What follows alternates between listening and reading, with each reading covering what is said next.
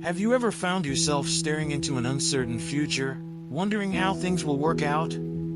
That's exactly where Abram was in Genesis 15. Despite his incredible faith, he faced a daunting reality: no heir to carry on his legacy and no clear path forward. Imagine being in his shoes, standing on the edge of the unknown. God steps into this moment of doubt, offering Abram not just comfort but a promise so grand it could only be described as cosmic.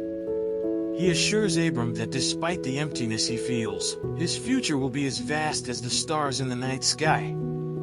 This chapter isn't just about divine reassurance, it's about sealing a promise with an unforgettable ceremony. Think of it as a dramatic handshake that signifies a binding commitment. God's covenant with Abram, marked by the symbolic sacrifice, emphasizes the seriousness and permanence of his promises. It's a powerful reminder that faith isn't just about believing, it's about embracing a destiny that stretches far beyond the immediate doubts and fears. Abram's story invites us to see beyond our uncertainties and trust in a plan that's bigger than we can imagine. Then, let's read the chapter together. After this, the word of the Lord came to Abram in a vision. "Do not be afraid, Abram. I am your shield, your very great reward." But Abram said, "Sovereign Lord, what can you give me since I remain childless and the one who will inherit my estate is Eliezer of Damascus?" And Abram said, "You have given me no children, so a servant in my household will be my heir." Then the word of the Lord came to him, "This man will not be your heir, but a son who is your own flesh and blood will be your heir." He took him outside and said, "Look up at the sky and count the stars, if indeed you can count them." Then he said to him, "So shall your offspring be." Abram believed the Lord, and he credited it to him as righteousness. He also said to him, "I am the Lord, who brought you out of Ur of the Chaldeans to give you this land to take possession of it." But Abram said, "Sovereign Lord, how can I know that I will gain possession of it?"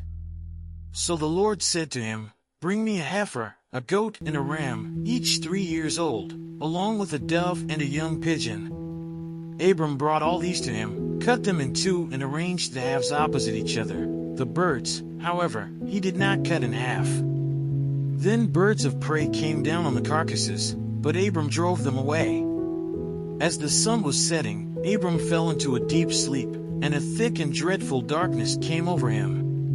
Then the Lord said to him, "Know for certain that for 400 years your descendants will be strangers in a country not their own, and that they will be enslaved and mistreated there. But I will punish the nation they serve as slaves, and afterward they will come out with great possessions. You, however, will go to your ancestors in peace and be buried at a good old age. In the 4th generation your descendants will come back here, for the sin of the Amorites has not yet reached its full measure." When the sun had set and darkness had fallen, a smoking firepot with a blazing torch appeared and passed between the pieces.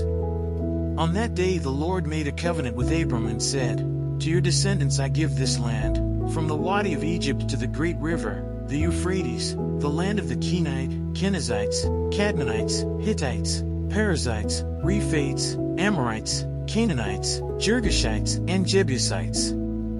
Let's say a quick prayer to thank the Lord for his faithfulness. But first, do you ever feel like your efforts are in vain or your dreams are out of reach? Take a page from Abram's book, embrace the journey with faith, knowing that even when the path isn't obvious, the promise remains steadfast. If you found this exploration of Genesis 15 insightful, make sure to subscribe to our channel and turn on notifications. Join us as we continue to uncover profound lessons from the scriptures that can inspire and guide your own journey. Hey God, thank you so much for this amazing insight into your word. It's incredible how you've shown us through Abram's journey that even in our doubts, your promises are true and steadfast. I'm really grateful for the knowledge we've gained from this study. It's like a guiding light in the midst of uncertainty. Please help us take these lessons and apply them to our everyday lives. Show us how to trust in your plan, even when things seem unclear. We need your grace and strength to live out this faith daily. Thank you for being our constant guide and for the promises that give us hope. Amen. So, what does Abram's story teach us about applying faith in our own lives? It's a call to see beyond the immediate doubts and uncertainties and to trust in a promise that stretches across our entire destiny. Just as Abram was reassured of a future as vast as the stars, we're invited to hold onto the hope that our commitments and faith shape a greater plan. When you're faced with your own moments of uncertainty, remember Abram's journey from doubt to divine assurance. It's a testament to the power of trusting in a bigger picture, even when the details seem unclear. And, as always, don't forget to check the last video and learn more about our faithful God.